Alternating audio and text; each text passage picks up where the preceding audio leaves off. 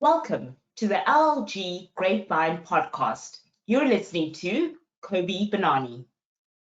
The death of MP Sir David Amos in the most tragic circumstances whilst carrying out his public duties in a constituency surgery saddened everyone across the political divide and beyond. Everyone in public life should be able to go about their daily business without fear of attack. People who work in local government too must consider their own personal safety and security and incorporate that consideration into the planning and organization of all public duties. Commentators generally agree that modern politics have become characterized by divisiveness, intolerance, and bigotry. Kindness and tolerance are virtually absent. Whatever the causes, we must learn the lessons from this tragedy. The LGA have published advice and guidance for maintaining personal safety and also produced a report on civility in public life. Both are published in the bulletin. If you have something to share on this issue, please let us know.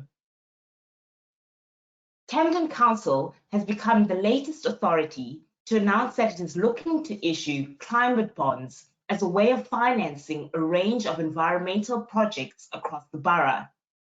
The move is one of the ways councils are now considering how to tackle the climate crisis ahead of this year's UN Climate Change Conference.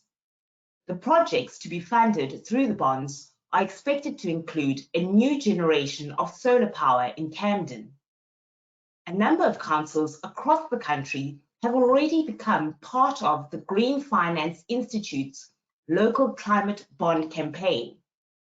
These investments are designed to allow local authorities to raise capital to fund specific green initiatives in their neighbourhoods, from wind farms to solar panel installations, rewilding and electric vehicle plans through a regulated crowdfunding model. Councillor Adam Harrison, Cabinet Member for a Sustainable Camden, said, "Put simply, the climate emergency is the most serious threat to our planet, and we as a community must do everything in our power to tackle this growing threat." So what is your council doing? MPs will soon have an opportunity to debate the government's highly controversial judicial review reforms. The Judicial Review and Courts Bill is due to have its second reading in the House of Commons soon and was rescheduled from last week after the death of Sir David Amos. The bill addresses two areas of concern for the government. The first is the flexibility of the remedies that the court is able to give. The legislation will allow courts to suspend the effects of a quashing order, meaning judges can delay the point at which government action is overturned. The court will also be able to limit the retrospective effect of quashing orders, meaning judges can determine the government's action as being unlawful without invalidating any prior action. The second area of concern is the efficiency and structure of the court system, which the government says is undermined by a particular route of judicial review.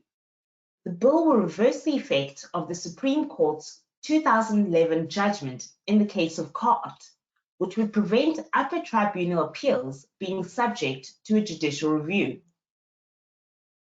Most local government lawyers are working from home, but does this have a positive or negative impact on the climate change goal of carbon reduction? Does working from home cut carbon emissions? Not necessarily. In fact, it can have the opposite effect. So says Valentine Quinio from the Centre for Cities. Quinio says that intuitively, working from home would seem to help reduce carbon emissions. She explains, however, that people who move out of cities do actually drive more, and those working in poorly insulated homes turn the heating on more. The idea makes sense that home working will reduce carbon emissions, as most commutes are made by car. And given that cars account for more than 60% of transport emissions, more home working should automatically slash carbon emissions. But there are 2 points worth remembering. Not everyone can work from home. Estimates vary between places across Britain, from 20% to 40% of the workforce. So when discussing the environmental benefits of remote working, the scope narrows down to a relatively small proportion of all journeys made. The second is that commutes represent less than 20% of all trips and distance travelled by car, so they are not the largest contributor to carbon emission by any means. As councils decide on options for the future use of office space, these points demonstrate that home working is not what it first appears. From time to time, we like to bring you that odd or unusual court case, and here is one from last week, the case of Paling versus Ipswich Magistrates Court.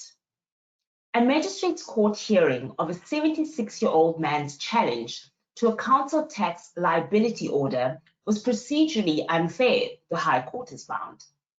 Now, the grounds of challenge concerned the ability of the claimant to hear what was said at the hearing, and secondly, the refusal to allow the claimant to make oral submissions in addition to the 10-page synopsis he had handed into the justices. The claimant, who had several medical conditions, said that the council solicitor spoke too softly to be heard and directed his attention only to the bench. He even had his hands in his pockets. He described the whole thing as being like a scene from Franz Kafka's The Trial. The judge seemed to agree, and the judicial review succeeded.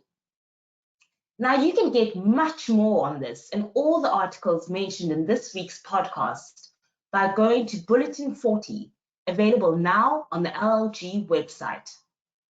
This week, you've been listening to Cobi Bonani, Junior Professional Lead with LLG.